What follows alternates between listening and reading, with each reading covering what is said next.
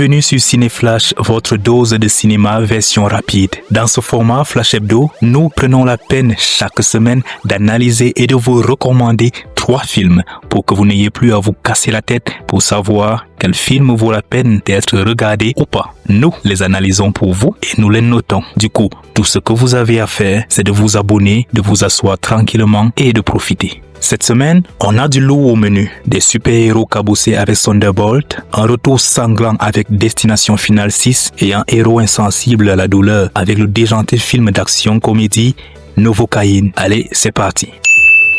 Commençons par Thunderbolt, le dernier Marvel. Yelena Belova, la sœur adoptive de Black Widow, fait ici équipe avec Bucky Barnes, le soldat de l'hiver, avec The Red Guardian, le super-héros russe qui est aussi le père adoptif de Yelena et de Black Widow. Ils sont accompagnés du fantôme introduit dans le film Ant-Man et la Guêpe et par John Walker alias l'agent US, un super soldat qui aurait dû prendre la place de Steve Rogers et devenir le prochain Capitaine America, mais qui se trouve plutôt être un Capitaine America bas de gamme. Notre équipe de héros tombe dans un piège redoutable tendu par Valentina Allegra de Fontaine, une agent de service secret animée par le pouvoir et le contrôle du monde. Comme tous les films de super-héros d'ailleurs, elle convainc donc nos héros de participer à une mission à haut risque pour le compte du gouvernement. Sauf que, au fur et à mesure du film, tout ce que Valentina cherche en réalité, c'est de réveiller Bob. Bob, c'est un homme presque adulte qui s'est porté volontaire pour une grosse expérience scientifique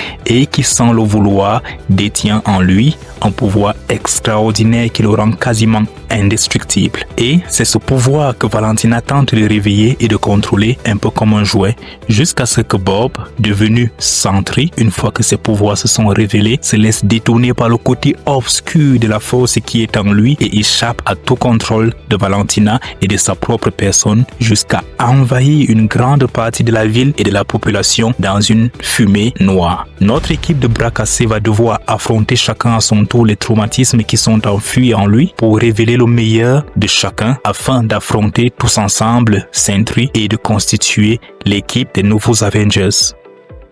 Voilà pour le résumé. Voyons les bons points de ce film. L'actrice vedette Florence Pugh, déjà excellente dans Black Widow, est ici au sommet. Elle porte bien le film et son côté sexy et sérieux le rend très attachant. J'ai également bien aimé la tonalité plus sombre qui s'écarte un peu des anciens Marvel trop colorés, surtout quand on repense au dernier Thor. Love and Thunder. Aussi, les décors sont plus réels, ça change des fonds verts. Le thème du film qui nous amène à nous questionner sur comment vivre avec nos fautes passées est également très évocateur. Par contre, certains personnages comme le fantôme sont un peu sous-exploités et la fin du film part un peu en freestyle. Côté visuel, ce n'est pas toujours super non plus. Ici, Marvel signe un film intéressant sans toutefois être particulièrement spécial, un peu à l'image de ce que ce studio nous sert ces dernières années comme pour cocher une case. Donc, note finale, 7 sur 10. Thunderbolt ou les nouveaux Avengers, c'est imparfait, mais c'est sincère. Et je pense franchement qu'on avait besoin d'un Marvel comme celui-là après l'échec du dernier Capitaine America. Le second film au menu, c'est Destination Finale Bloodlines ou Destination Finale 6.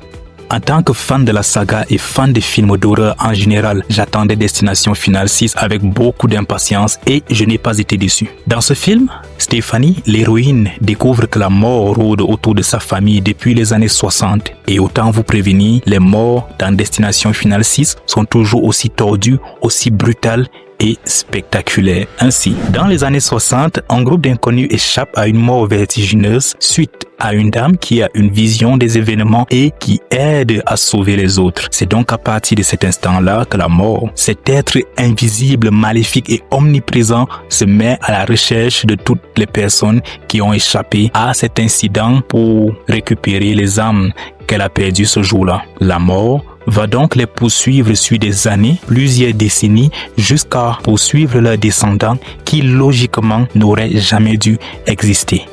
Ça, c'est pour le petit résumé. Destination Finale 6 frappe très fort. Ambiance glauque, des morts toujours aussi inventifs et un vrai effort narratif avec une trame familiale qui apporte une dimension émotionnelle beaucoup plus forte que dans les autres films. J'ai particulièrement apprécié que Destination Finale 6 nous apporte des éléments de réponse à des questions qu'on se pose depuis l'an 2000, date du premier Destination Finale.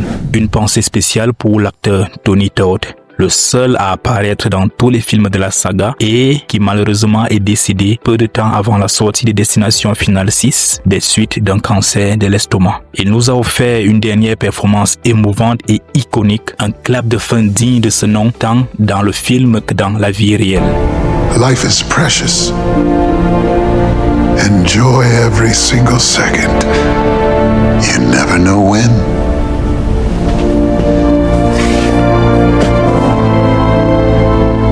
Good luck.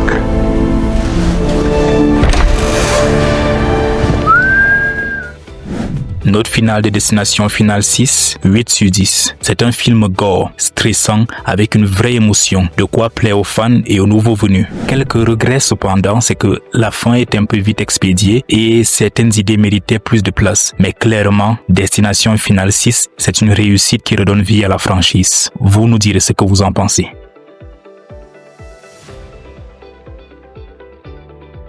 On enchaîne avec notre troisième et dernier film, Novocaine. Nathan Kane, alias Novocaine, est un employé de banque solitaire qui n'a absolument rien de spécial. Enfin, si, une petite chose cependant qui le rend différent de la plupart des personnes. Nathan Kane souffre d'une maladie rare. Il est incapable de ressentir la moindre douleur. Mais cet employé de banque qui vient juste de tomber amoureux de sa collègue chérie va partir en vrille lorsque celle-ci est prise en otage par un groupe de braqueurs qui vient d'attaquer sa banque. Nathan Kane va tout faire pour la sauver et sa maladie va devenir son principal atout face aux braqueurs. C'est-à-dire que puisqu'il ne peut pas ressentir la douleur, il peut donc encaisser les coups, les brûlures et même les balles sans aucun problème. Ce film est un mélange d'action ultra violente et d'humour noir avec un acteur principal qui est génial. Les scènes de baston sont folles et le rythme est bien tenu. C'est fun, c'est violent, parfois trop même, et ça nous rappelle un certain film du même genre, Nobody, sorti en 2021. Note finale, 6,5 sur 10. C'est un film original et déjanté, mais parfois trop violent